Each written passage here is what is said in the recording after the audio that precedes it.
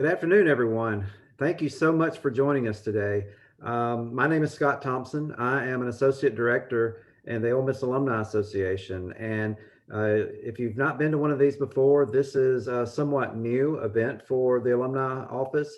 They're called Upfront Virtual Talks with experts, and they feature experts from across different schools of the campus.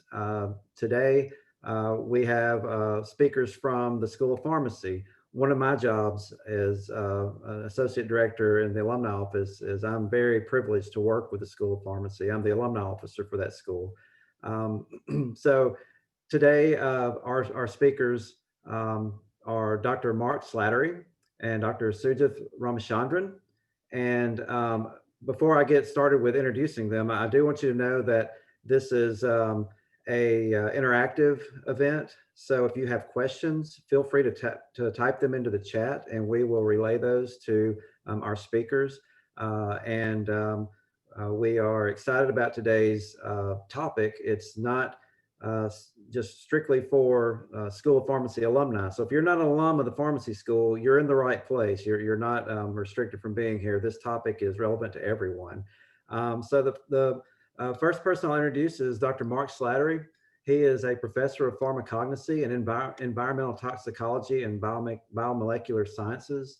He's a research professor in the Research Institute of Pharmaceutical Sciences. He's also director of the National Institute for Undersea Science and Technology. He holds degrees from Loyola Marymount University and San Jose State University, and he has a PhD from UAB. He's been with the University of Mississippi for 25 years. Dr. Sujith Ramachandran is assistant professor of pharmacy administration. He is also assistant director of the Center for Pharmaceutical Marketing and Management. He's a research professor in the Research Institute of Pharmaceutical Science. He received his undergraduate education in India, and he got his master's and PhD here at the University of Mississippi in our pharmacy school. He joined the faculty at the pharmacy school in 2019, which is the year he got his PhD.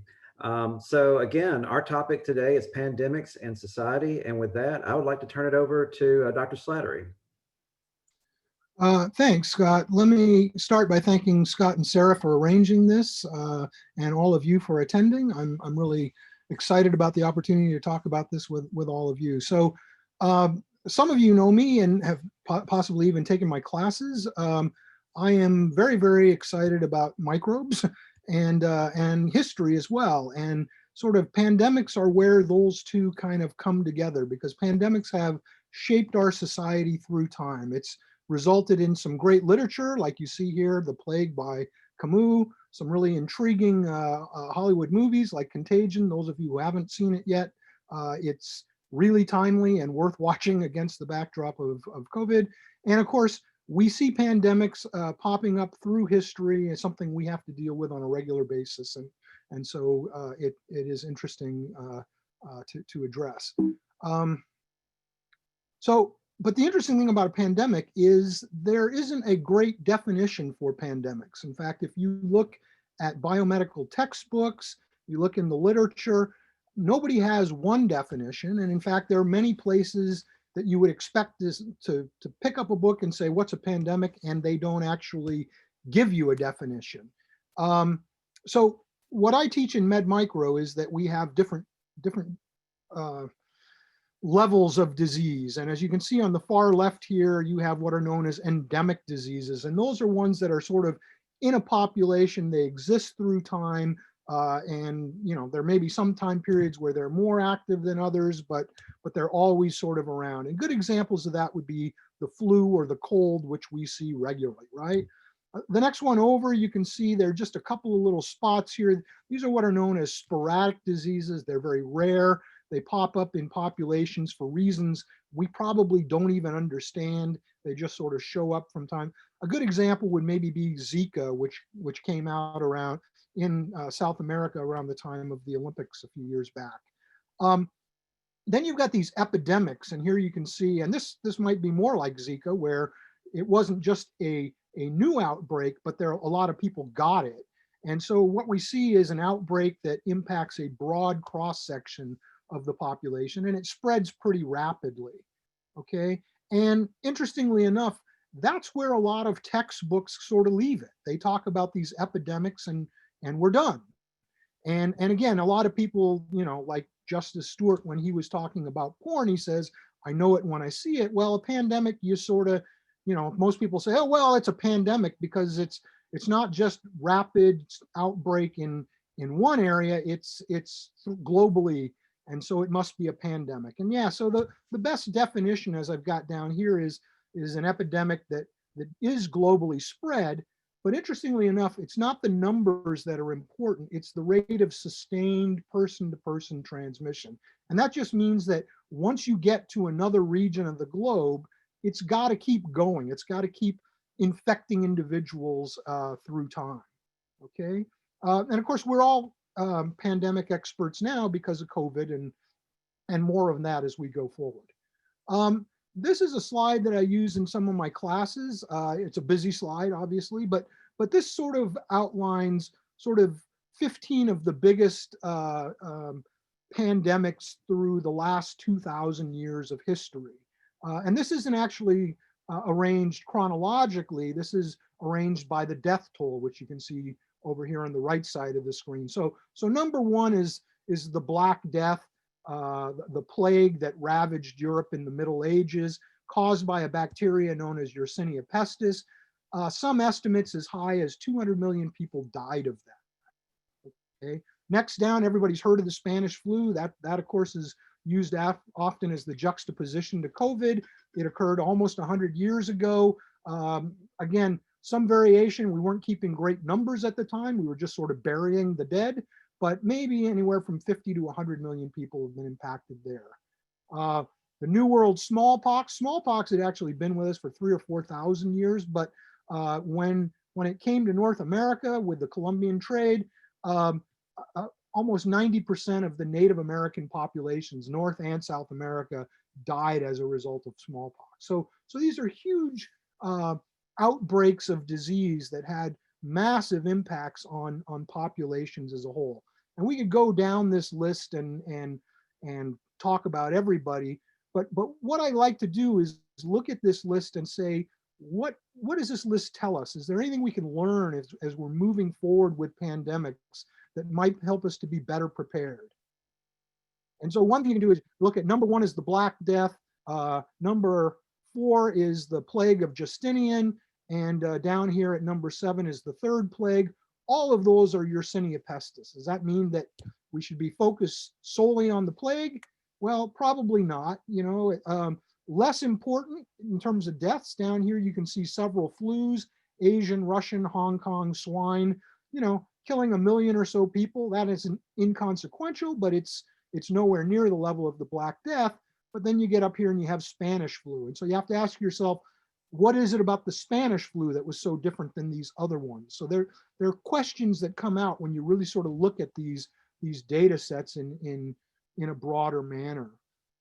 Of course, another thing you can see is several of the early, in the time periods, several of the early pandemics are sort of pre-industrial era. You're talking about people living in poor hygiene, possibly squalor, malnourished or whatever. Maybe it's a societal issue that we need to keep in mind, except AIDS then comes out. A lot of people died from AIDS and only been around for 40 years, but the bottom line is, we have the best biomedical treatment certainly than we've ever had in our time or our history. And so why is that one doing so well as well? So there are a lot of things that you sort of tease out of a list like this that aren't so intuitive at the front end. And whoops, let's see. One of the ways I like to scale the data is by time. And so if you take the Black Death and you look at the fact that it occurred over a 5-year period and maybe an average of 50 to 100 million people, 110,000 people are dying per day on average. But that actually, while it's a huge number of individuals, all of a sudden the Black Death isn't the worst plague of all time. Spanish flu shoots by it because it only happened over a 2-year period, killing about the same number of people, averages out to about 137,000 deaths per day. So depending on how we look at things, it can be bad. The New World smallpox, that was killing 56 million people, but that happened over a 300-year period. So now we're down to 511 deaths per day on average versus COVID, which is at 3,100 deaths per day. So looking at these data sets in different ways allow us to better appreciate the problems that pandemics represent for us as a society. I do want to point out, I didn't make a big deal about it, but on the far right were the places where these originated. And you can see the last four on the bottom, Ebola, COVID, MERS, SARS, those are coming out of Africa and China. So recent pandemics are out of countries where the populations are continuing to expand. They're moving into areas that used to be wild. So we're in sort of a first contact situation where we're running into new and in some cases really devastating microbes that have the potential to really shape our future. And so I think we need to be watching populations going forward. And again, the other thing to bear in mind here is that pandemics are increasing in frequency. Again, if you look at this time period here, this represents about 2,000 years of our history, but pandemics don't fall out on an equal basis. In fact, depending if you include Ebola in the mix, 4 to 5 pandemics have happened in the last 16 years. And again, I think the reason for that are things like climate change, population growth, the continuing urbanization of previously wild areas. We need to be thinking about these things as we plan for pandemics, because they aren't just a, wow, once in a lifetime. I mean, who knew that we would be dealing with COVID and that it would be something that is akin to the Spanish flu. This is sort of our future, and certainly the future of our biomedical community going forward is dealing with these pandemics on a more regular basis. Which led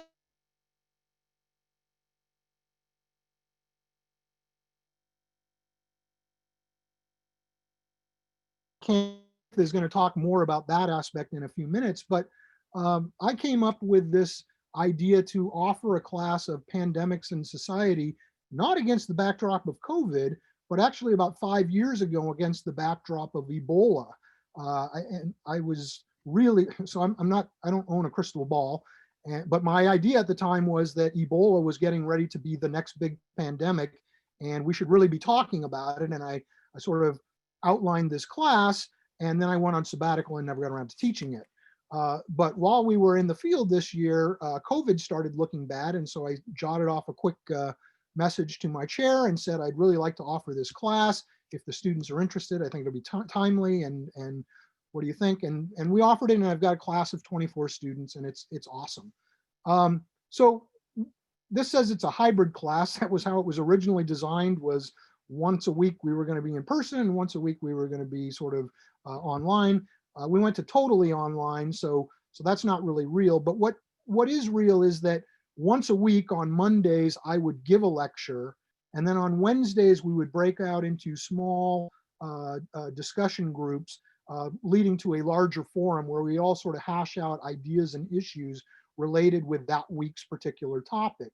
And you can see the first half of the class was largely sort of review of many of the subjects that I discuss in MedMicro, but the opportunity to go into greater detail, at which point they then took an exam. And that was followed up with an opportunity to sort of get into various case studies.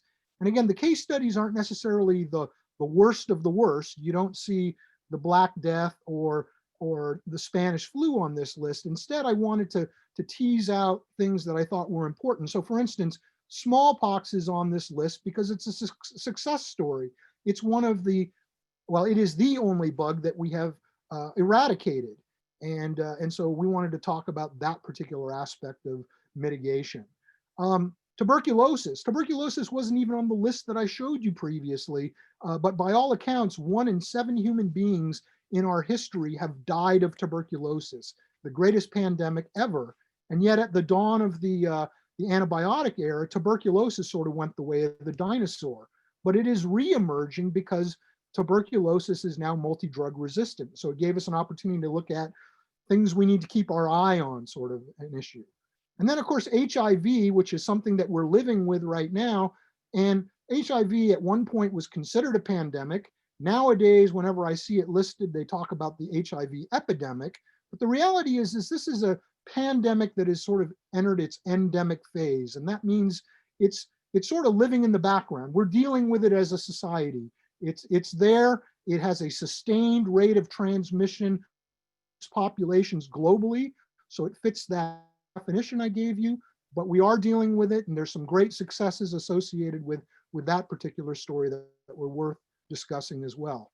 Of course, Ebola, the pandemic that wasn't, and we want to talk about why that wasn't a pandemic. What are the things that we got right there, and how might we apply those that information? And then of course we wrapped it around to COVID-19 and talked a little bit about the next pandemic, and that actually just finished last week. So this course is actually over now. Let me show, and again, I do this because I really believe this, as Santiana said, those who don't remember the past are condemned to repeat it. So just quickly, some of the things we did, this class allowed us to do a deep dive into different pandemics. Here you can see one of the slides from the Black Death. It offered us an opportunity to talk about how it spread around the globe, or what was the globe at that time, which was Europe, the economic impact of it. We talked a little bit about the ethnic groups that were being impacted, and then the ultimate result. How did society change through time? And one of the things that happened was, or that is considered, is that the Renaissance sort of came out of it, which gave us great, beautiful works of art and so on and so forth. So pandemics do have an opportunity to reshape the human population. Again, these are bugs we can't even see with our naked eye. Another thing was, so for instance, I really wanted to do a deeper dive into some of the issues that we talk about briefly in Med Micro. Epidemiology, the beginning of epidemiology, of course, was the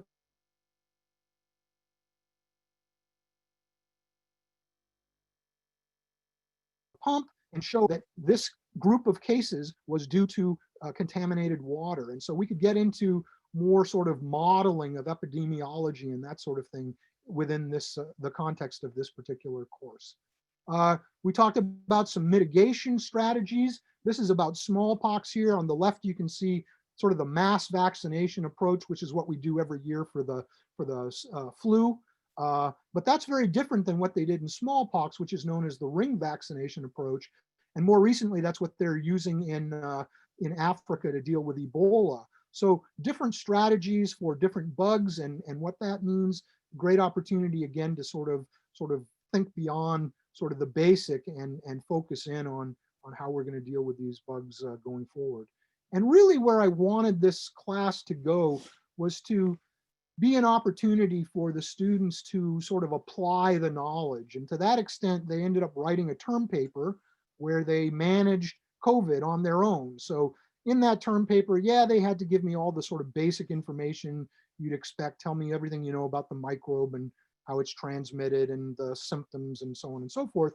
But we asked them to look further into the response strategies of the US and other countries. We haven't done so well, other countries have done better. And how you might apply those in the broadest sense. We also asked them to look at past pandemics and say what practices worked there and might work going forward, with the idea that this would really lead to their growth as biomedical professionals going out into the world in the future, and as I said, dealing with pandemics probably in the not too distant future. And I think with that, I am going to turn it over to my colleague to tell you more about the research side of the equation. Unless, I guess, do we want to take questions now, Scott, or do we want to take them all at the end? At this point, there haven't been any questions posted. So anyone that has a question, please post them in chat and we will relay them. Maybe at the end will be a good time to relay our questions. Sure.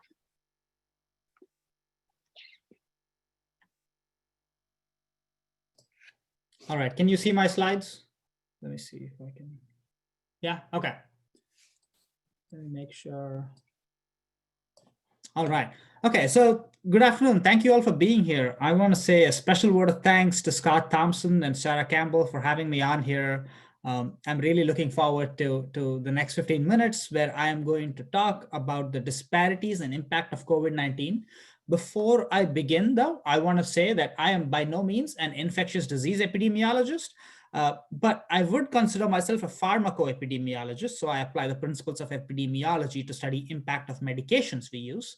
And I also am a health outcomes researcher. So really, for the next 15 minutes today, my goal is to talk a little bit about the COVID-19 and the epidemiology behind COVID-19, but to slightly shift the perspective from what we are all used to seeing, right? Most of us, when we turn on the TV today, when we turn on social media or anywhere you look, really, there's just two things you see. One is how many cases and how many deaths there are from COVID-19 every single day. And two is the information about the vaccine, which really has taken up a lot of space over the past couple of weeks for good reason. But today I want to try and shift our perspectives a little bit and look just a little bit beyond what we see in popular media. So I of course want to begin with showing those numbers for daily cases and 7-day average cases in the United States. I know we are all tired of seeing these numbers. I know I've got the pandemic fatigue, and I'm sure you guys all have too. So I will move on quickly, but I did want to use this time to remind everybody that the number of cases really is growing today faster than we've ever seen in this in the past 9 months before, right? In April and March, when we were worried about the pandemic, there were 20, 30,000 cases a day. We are well over 150,000 cases a day right now, which is really not a good sign.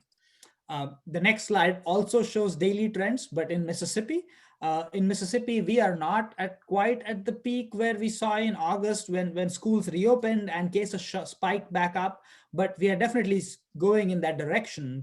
And the number of cases is well over 1,000 on a daily basis. But like I said, that is not going to be the focus of the next 15 minutes. And I want to use this time to shift our perspectives a little bit and go just a little bit beyond the surface. And I want to talk about disparities in impact of COVID-19. So we are going to talk about who is COVID-19 impacting more and what are the groups of people that are getting impacted by COVID-19 more.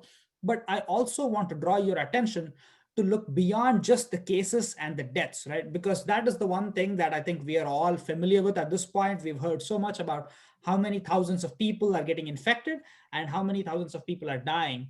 But really, the impact of COVID-19 is beyond just cases and deaths. We are seeing lots of hospitalizations. We are seeing emergency room visits, and we are seeing long-term impact, some of which we are just learning about in terms of how COVID-19 is affecting our society. So here are a few slides from CDC that I put together to kind of make this argument, if you will. This slide talks about the cumulative cases. So this is not cases per week or per day, but this is cumulative over the past several months. And this slide shows how the case counts has looked broken down by each county in the United States. The line you see in orange here is the average number for all counties in the United States. And then the other three lines are distributed based on the percentage of the population that is non-Hispanic Black, right? So the purple line are counties that have a low percentage of residents that are non-Hispanic Black. The green line is a moderate percentage of residents that are Black. And the blue line that you see on this chart represents counties where more than a third of all residents are non-Hispanic Black. And really, as you see this growing, you will see clearly that the disparity between these counties with higher percentage of Black residents to lower percentage of Black residents has been steadily growing. And really, we are seeing now today a disparity which is very clear across the whole country, right? And when you look at the same chart, but with deaths as opposed to cases, you will see that the disparity is actually even wider. And the impact of this pandemic on our counties where there are higher percentage of Black residents has been order of magnitude higher than in counties where there is a much lower percentage of Black residents. In fact, I would say that the numbers here are almost twice the impact on counties with higher percentage of Black residents is twice the impact that we are seeing on counties where the percentage of Blacks is almost half of that. I wanted to show this again with a few other slides. So we are going to look at the same setup with cumulative cases and cumulative deaths in counties across the United States, but with a few other things we need to look at. So this next slide is showing the same thing by counties with percentages of Hispanic residents. You'll see here the top graph shows the total number of cases per 100,000. And there is the disparity with the counties with higher percentages of Hispanic residents having more cases when compared to counties with lower percentage of Hispanic residents. When you look at deaths, the numbers are again the same. You'll see a disparity there. With higher percentage of counties, with counties that have a higher percentage of Hispanic residents showing more rates of mortality and death from COVID-19 than other counties where those percentages were low. This next slide is looking at poverty, because once we look at race, we know that, for example, individuals that are minorities in this country are not biologically predisposed to be infected with COVID-19 or to be dying from COVID-19. So what is really happening when we look at those disparities in the previous two slides are the underlying socioeconomic differences and the social determinants of health that drive these disparities in the United States. So this slide, which is looking at the same information broken down with percentages of poverty, actually helps us understand what may be going on behind the scenes, right? The top chart once again shows the number of cases per 100,000 residents in a given county, and you will see that counties with higher percentages of residents that are living under the poverty limit actually have higher rates of cases and higher rates of deaths across the United States, and that impact, that disparity is pretty significant. This is the same chart again with respect to the percentage of uninsured. With uninsured, you have to keep in mind that the story is a little more complicated because individuals over the age of 65, which is really the population that is at highest risk of COVID-19 mortality, is actually a population that is well insured because most of our adults over 65 are actually covered by Medicare. So when we are looking at this chart, looking at counties with high or low percentages of uninsured residents, we have to think about people that are not over 65. We have to think about the younger population, which is more likely to be uninsured. And you will see here, the number of cases show that that disparity still exists. Counties where there are more uninsured individuals are more likely to have higher case rates than counties that have lower rates of uninsured. When you look at the death rate, though, that disparity is not quite as apparent. And that is because, like I said, the people that are uninsured in these counties where we are seeing this disparity are more likely to be younger. And that is a population that is not as susceptible to mortality from COVID-19 as the elderly population. So the disparity in deaths is a little smaller than what you would see with the other socioeconomic factors we've seen. So those are just factors from CDC where we were able to look at disparity over time and how it has built up, right, over the past few months. But this next slide from the COVID tracking project, which is actually a partnership between Boston University and a couple of journalism outlets out there, exactly shows what is the rate of cases per 100,000 people and deaths per 100,000 people, simply broken down by racial and ethnic categories across the United States. And you'll see here that the disparities are actually pretty wide. The white population in this country, the rates of cases happening are about 1,596 per every 100,000 individuals in the country. Among Native Hawaiians and Pacific Islanders, that number is 3 times as much, right, at 4,600. Even Black residents, Hispanic residents, and American Indians all have significantly higher risk of being infected with COVID-19. And I want to repeat once again, these differences are not due to biological differences that may be existing between races. These differences are because of the underlying socioeconomic differences and inequalities that we see in society today. And when you look at deaths per 100,000 people, the Black population in this country, African Americans, have about 110 deaths per 100,000. And when you look at these deaths are not just deaths among people that have COVID-19. These are deaths in the population, whether or not they had COVID-19, right? So 110 out of every 100,000 African Americans in this country we are seeing deaths due to COVID-19. And that number is 52 in the white population, 74 in the Hispanic population, and 77 in the American Indian or Alaskan Native population. So significant disparities. When you bring this down to Mississippi, you will see that the Black population in Mississippi is about 38%, but really about 42% of all the cases in Mississippi so far are actually in the Black population, and 46% of all the deaths that we see in Mississippi are also in the Black population. This disparity is actually what we've been talking about so far, but the scope or the scale of this disparity in Mississippi is actually not as bad as some of the other states out there where the differences are much, much wider, right?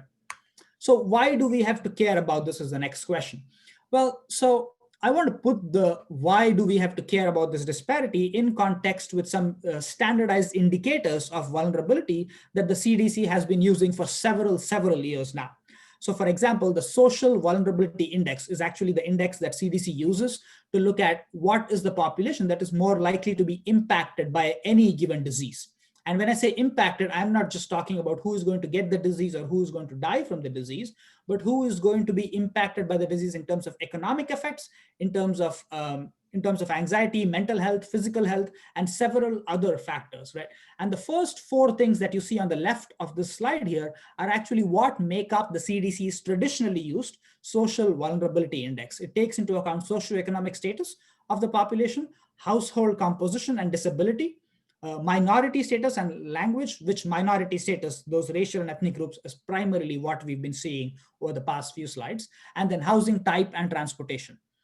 Over the course of the past few months, CDC has worked with the Sergio Foundation to update this social vulnerability index to put together something called the COVID-19 Community Vulnerability Index that takes these four factors that we knew were important earlier and adds to them several epidemiologic factors that accounts for who is at risk of severe COVID-19 or mortality from COVID-19, and other healthcare system factors, such as having access to care and being able to access a healthcare provider or actually protective equipment when you need to be engaging in required job responsibilities, for example, that may increase your risk of COVID-19. So all these factors together make up the COVID-19 Community Vulnerability Index. And we should care more about this because when you look at a chart of the Community Vulnerability Index across all 50 states in the United States today, Mississippi is in the top 5, right? And Mississippi is in the top 5 because we lead the country. When you see the number 1 here, that means that it's a higher or highest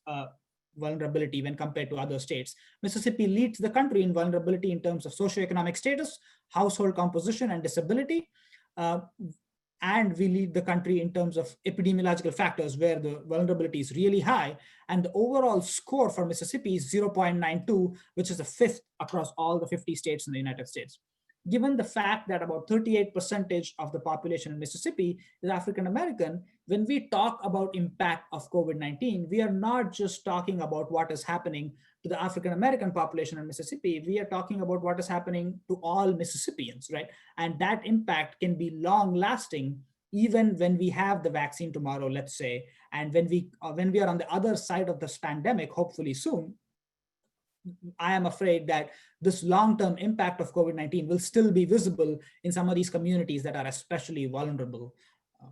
So I wanted to wrap up today's conversation with some information about research that we've been working on at the Center for Pharmaceutical Marketing and Management. And I want to talk about 2 studies specifically, and I'll give you all a high-level summary of the results. I don't have slides for these studies just because some of these data have not been published, but I'm willing to talk about them, give you a high-level summary of the results, and of course, answer any questions that you may have on these things. The first study I want to talk about is a survey that we conducted that looked at use of preventative or safety measures for preventing COVID-19 and on the impact of healthcare utilization. I want to throw a huge shout out to Dr. John Young in the Department of Psychology, Dr. John Bentley, who's the director of CPMM, and to Provost Wilkin, who actually helped us get this survey out. We collected data from over 1,000 individuals across the world, over 900 from just the United States. But when for the purpose of today's presentation, I want to bring this back down to the town of Oxford, Mississippi, where we had over 300 people that responded to our survey. We found that preventative health was actually fairly decent in Oxford, Mississippi. Remember, this survey was conducted between April and May, so the data are not exactly current because we have not refreshed this data since then. But at that time point, we saw that about 3/4 of the individuals that responded to our survey from Oxford actually were routinely wearing a face mask. About 90% reported engaging in hand washing with soap and warm water. But the concerning things we've been seeing is that because of the fear of the pandemic, we see that about 1/4 of all respondents to our survey actually postponed receiving required medical care. And this included receiving medical care for therapy or mental health services, which is actually a huge underlying impact that we are not able to talk about enough when we talk about the impact of the pandemic. About 16% of the population actually was reported receiving telehealth services for their healthcare services, but that number probably has gone up since we originally conducted the survey. The other study that I want to talk about is our partnership with the Mississippi Medicaid. CPMM is very lucky to have a really, really good working partnership with the Division of Medicaid at the state of Mississippi, where we help conduct drug utilization review research for the state. And I, of course, want to throw a shout out here to the Division of Medicaid for this research, along with a few other members that have been critical for this next project, including Dr. Eric Pittman, who's the clinical director for our Center for Pharmaceutical Marketing and Management, Dr. Ben Banahan, Dr. Kaustav Bhattacharya, and one of our graduate students, Dr. Iran Ram, all of whom are actually working with the Department of Pharmacy Administration and with CPMM. We conducted a study looking at Medicaid data, which we are lucky to have very updated Medicaid data. We looked at data between the months of March, April, and May, found around 500 confirmed cases of COVID-19 in the state of Mississippi, specifically in the Medicaid population. So if you look at case counts in Mississippi, the numbers are going to be higher than 500 for those 3 months, because we were looking only at the Medicaid population. And we found some interesting results. We found there were no racial disparities in hospitalization or mortality due to COVID-19 in the state of Mississippi. And that goes back to what I was saying earlier, that the disparities we are seeing are actually more pronounced across racial groups in some other states, not as much in Mississippi. But we also did find that in the state of Mississippi, long-term care facilities had particularly high impact of hospitalization and death, and they were really hard hit in this state. We are also continuing to work on both of these projects with further research, where we are working with the state right now to look at changes in healthcare utilization, changes in medication adherence, and changes in people's use of emergency room visits and hospitalizations as a result of this pandemic, not just among people that actually have COVID-19, but among the rest of the population as well, because this pandemic is affecting every one of us, whether or not we've had COVID-19. So that is a good summary of the work we've done so far. I'm happy to answer any questions or talk about what other research we have in the pipeline right now. Thank you. We have a little bit of a shy group. I would encourage those of you who have questions, please post them in the chat. If you'd rather ask them yourself, you can unmute your microphone and ask. I'll start off with a question, and I hope it's not too elementary. I'll remind everyone, I'm not a graduate of the pharmacy school. I just have the pleasure of working with the school. But maybe Dr. Slattery, this might be one for you. You had mentioned that disease like tuberculosis, it went underground and it came back, and it seems to be multi-drug resistant. How does that happen? So one of the things that microbes do very well that we we don't, they have incredibly fast generation times, and while they are interacting with other microbes, they're actually sharing their genetic material. And to that extent, something that is shared between one microbe and another can very quickly become part of the microbe's evolutionary trajectory in the matter of days to weeks kind of time period. So they mutate and they become these new bugs. And the thing that is often shared between these bugs is this drug resistance gene or multiple genes that provide drug resistance mechanisms. And so if you share that adapted ability to knock down a particular antibiotic, this new bug that at one point was, really susceptible to things like penicillin and all the original drugs that were there, now all of a sudden it becomes resistant, and you don't take care of it, and you've got this essentially a new bug that's out there causing problems. Does that make sense? It does. Thank you. There is a question in the chat. Rio asked, in your presentation, it showed 2 ways of fighting smallpox with mass vaccination and targeted. in your opinion, is one better than the other, or does it depend on the results you hope to see? Yeah, so smallpox is really interesting in that they recognize to eradicate it, they would not be able to do a mass vaccination program, much like we do with the annual flu, because not everybody's going to get the vaccine. And as that picture sort of showed, you have individuals side by side, infected, not infected, and whatever else. In the ring vaccine scenario, you find somebody who's infected, you contact trace everybody that person's come into contact with, you vaccinate all of them, and you've essentially ringed off the disease itself to the extent that it no longer can spread out into the broader community. And so one could say that the more effective manner is in fact the ring vaccine approach, but it really is going to depend on the particular virus you're dealing with. Smallpox is so very unusual in that it doesn't have a natural reservoir waiting to hide out in. It was human beings. So if you knocked it down in human beings, there was no place else that it could live. Whereas in the case of, for instance, as you just mentioned, tuberculosis, yeah, we could knock it down in many, many individuals, but there were still individuals out there who had it. They ultimately had this sharing of the genes for antibiotic resistance, and now it comes back in a new form.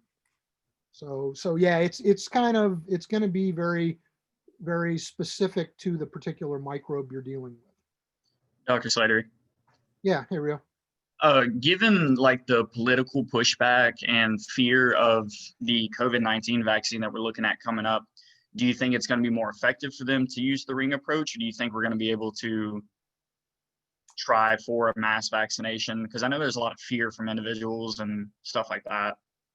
Yeah, so, as I said, the thing about the ring vaccination approach was that and this is against the backdrop that they had been, vaccination started with smallpox in the late 1700s, right?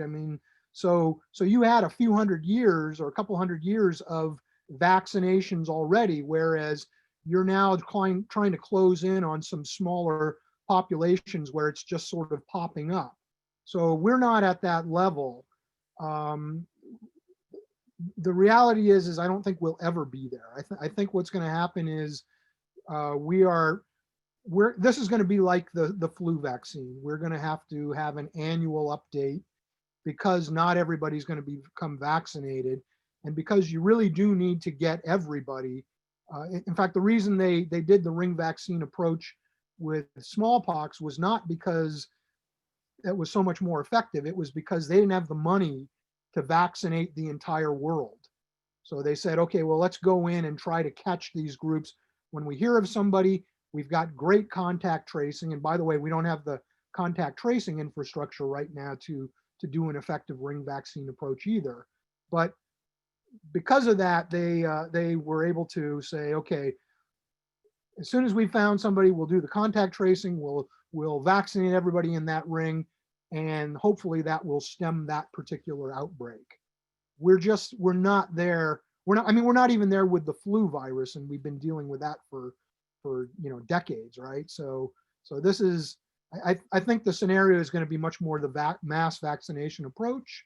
It's going to mean that you yourself are probably going to be fine, but the guy you're sitting next to in the subway or whatever, not so much. And so you need to be careful still, or you're going to be coming into contact with people who are still infectious. Okay.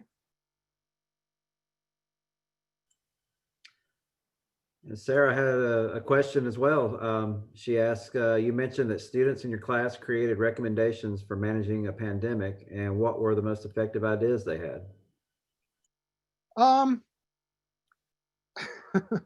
Most people thought that they should stop listening to politicians politicize the issue and start listening to the biomedical community.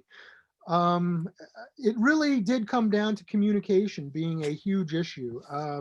We of course are in unusual times in that respect, but many of the countries that got it right are because of the level of communication and understanding and trust that was put into those communities.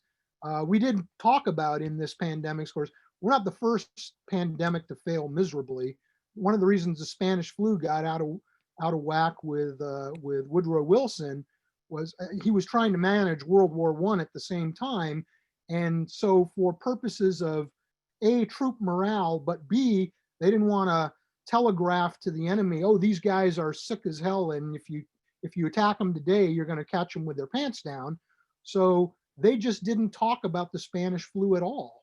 In fact, nowhere in Wilson's writings can you find mention of Spanish flu. So it was really unusual in that it had just been essentially wiped from the local population. Knew it was happening because their neighbors were dying, but nobody was talking about it.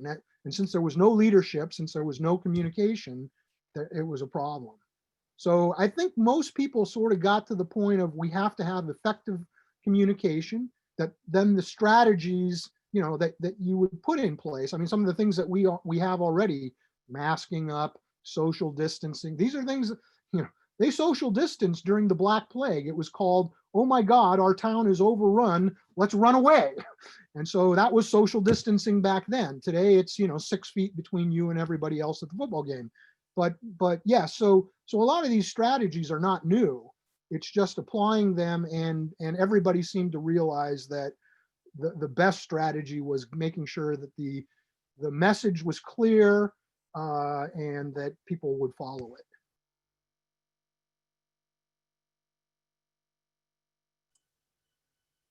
Dr. Slattery, one of the buzzwords that we started hearing pretty early on and midway through, a lot of times from some politicians and a lot of times from the people on Facebook.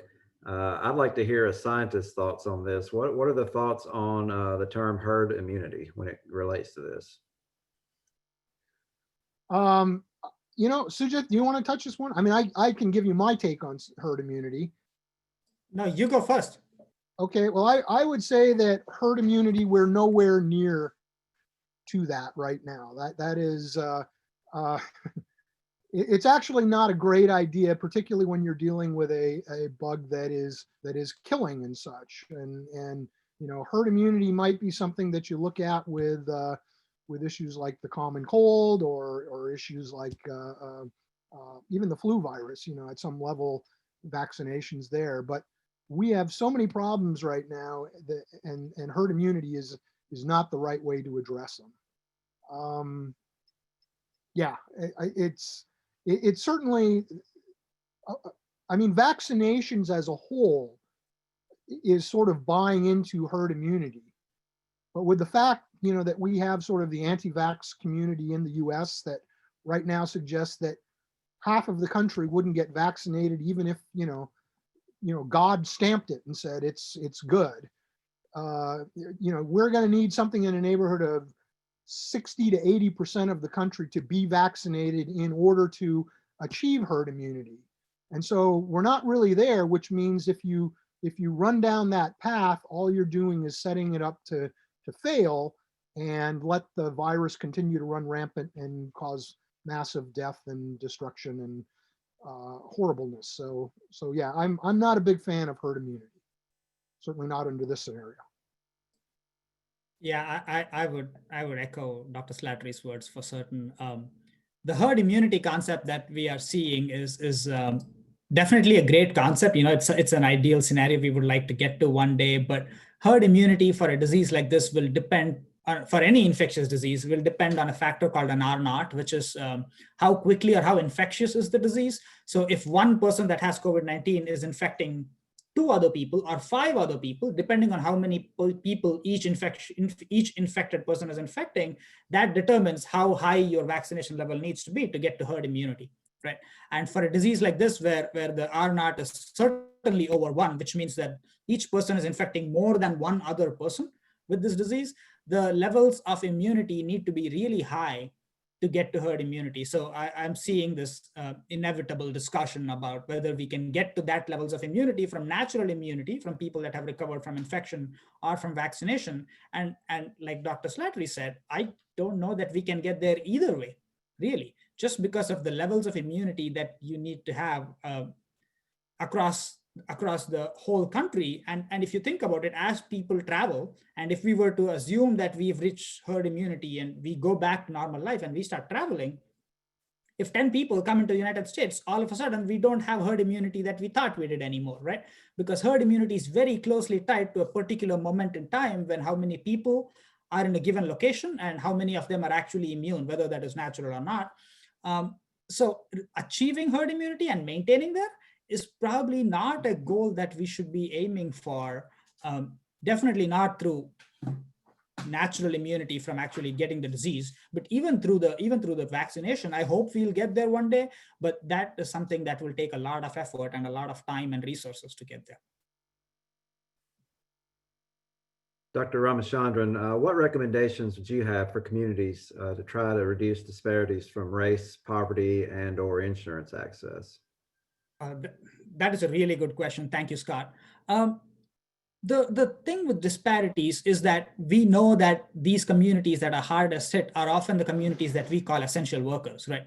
And when we talk about essential workers, we are not just talking about the healthcare workers, which are absolutely one of the essential workers, but the reason we see these disparities is because essential workers that are more likely to be minorities are the essential workers that you see at Walmart, at grocery stores, delivering your food. They are the people that are working in the restaurants, and maybe they are even doing takeout or working at bars, but these are the low income communities that often cannot afford to be unemployed, right? So when we talk about disparities from the impact of COVID-19, we not just have to think about who needs vaccinations or who is at risk of death. We need to think about the economic impact and how the economic impact is actually exacerbating impact from COVID-19 in some communities more than some others, right? So for example, people like myself, and I will even say perhaps Dr. Slattery, we have had the fortune of working from home. During this process, we've had a job and we've been able to collect a paycheck sitting at home and doing our jobs from home, which many other people don't have that privilege to do. So when we talk about disparity from the impact of COVID-19, I think it is imperative that we appeal to our politicians and our government, because that is where this disparity can be directly tackled first, to think about how we are compensating or how we are making sure that the essential worker community is actually being taken care of during this process. So one of these ways is obviously that when the vaccine is available, we make sure that we prioritize these essential workers, not just healthcare workers, but essential workers across the society, to make sure that they are protected from this disease and that they can go back to work, continue to earn a paycheck without having the risk of COVID-19. The other thing that I think we really have to take into account is that this pandemic has exposed inequity that is already in the society in the United States. We are seeing increasing levels of uninsured in the country right now, because after the Affordable Care Act, which was passed in 2010, helped bring down rates of uninsured, we've seen those rates spike back up in the past couple of years. And this year, in fact, I think some estimates show the rates may have even doubled due to unemployment. To this day, in the United States, when you lose your job, you lose your health insurance, right? Because most of our jobs are tied to our employer. And that kind of healthcare structure is what leads to these inequities. And on top of that, when you see that individuals in some states or in some communities have poorer access to medical care, whether that is because of how far away these structural facilities are where they can go seek care, or how much these things cost for the individual that is uninsured or underinsured, where the insurance is not really providing for much care, that is what is leading to these disparities. So I think we need to use the devastation that this pandemic has caused as an opportunity to say, how do we better structure our society to make sure that all Americans are actually taking advantage of and getting the benefits of the technology and innovation that is present in the healthcare system in the United States today, and that we are making sure that the benefits are reaching every part of this country, not just the parts that are wealthy and privileged. People like me that have the opportunity to be working from home. I'm not the only one that should be protected from the disease. We need to look at it from the societal perspective.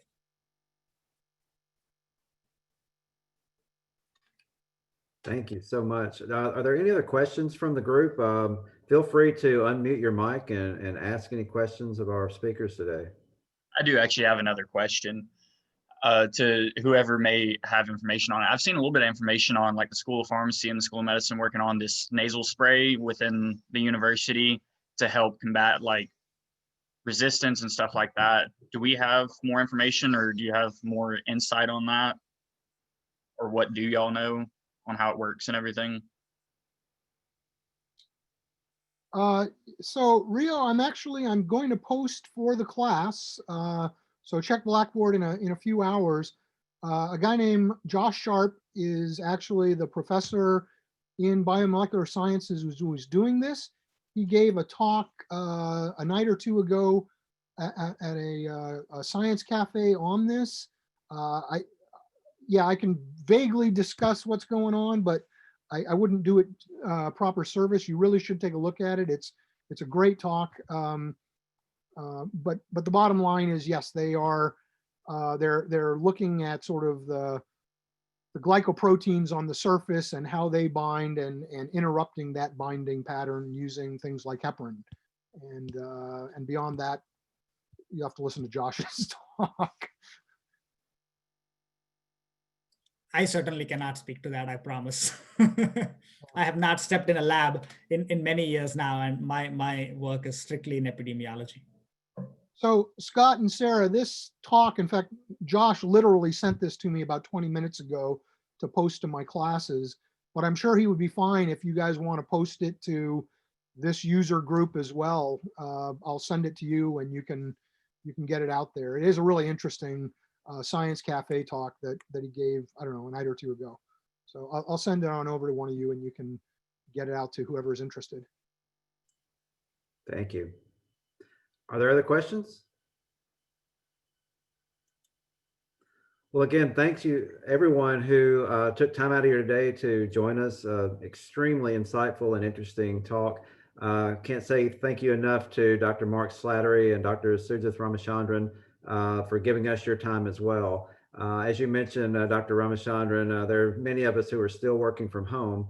Because of that, this is why this event exists. Some of us at the university aren't able to travel and have in-person events, either on campus or off campus. So this is why these virtual talks now exist. We have a few more happening this year.